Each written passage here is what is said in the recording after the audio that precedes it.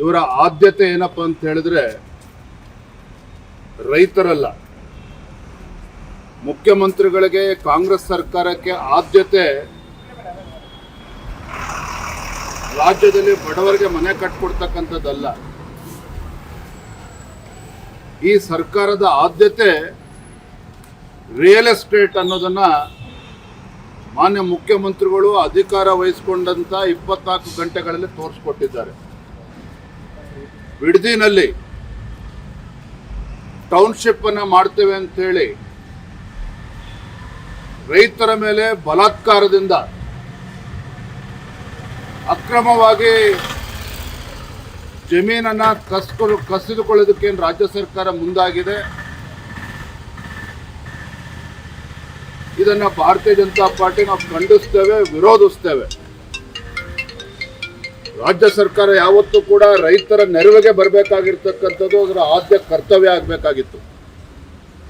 ಆದರೆ ದುರಾದೃಷ್ಟ ಅಂತ ಹೇಳಿದ್ರೆ ಮಾನ್ಯ ಮುಖ್ಯಮಂತ್ರಿಗಳಿಗೆ ಬೆಂಗಳೂರಿನ ರಿಯಲ್ ಎಸ್ಟೇಟ್ ಒಂದು ಆದ್ಯತೆ ಆಗಿರ್ತಕ್ಕಂಥದ್ದು.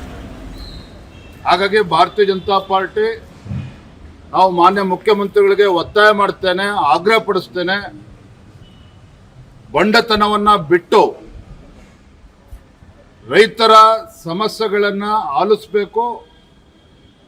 ರೈತರನ್ನ ಒಕ್ಕಲೆಬ್ಬಿಸ್ತಕ್ಕಂಥ ಕೆಲಸವನ್ನ ಕಾಂಗ್ರೆಸ್ ಸರ್ಕಾರ ಮಾಡಬಾರ್ದು. ಏನು ಲ್ಯಾಂಡ್ ಅಕ್ವಿಸಿಷನ್ ಮಾಡೋದಕ್ಕೆ ಹೊರಟಿದ್ದಾರೆ ಕಾಂಗ್ರೆಸ್ ಸರ್ಕಾರ,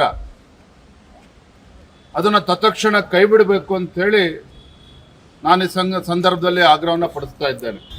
ಇವರ ಆದ್ಯತೆ ಏನಪ್ಪ ಅಂತ ಹೇಳಿದ್ರೆ ರೈತರಲ್ಲ. ಮುಖ್ಯಮಂತ್ರಿಗಳಿಗೆ, ಕಾಂಗ್ರೆಸ್ ಸರ್ಕಾರಕ್ಕೆ ಆದ್ಯತೆ ರಾಜ್ಯದಲ್ಲಿ ಬಡವರಿಗೆ ಮನೆ ಕಟ್ಕೊಡ್ತಕ್ಕಂಥದ್ದಲ್ಲ.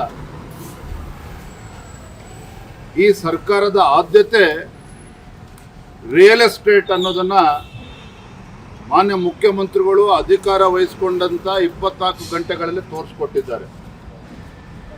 ಬಿಡದಿನಲ್ಲಿ ಟೌನ್ಶಿಪ್ ಅನ್ನ ಮಾಡ್ತೇವೆ ಅಂತೇಳಿ ರೈತರ ಮೇಲೆ ಬಲಾತ್ಕಾರದಿಂದ ಅಕ್ರಮವಾಗಿ ಜಮೀನನ್ನ ಕಸಿದುಕೊಳ್ಳೋದಕ್ಕೆ ರಾಜ್ಯ ಸರ್ಕಾರ ಮುಂದಾಗಿದೆ.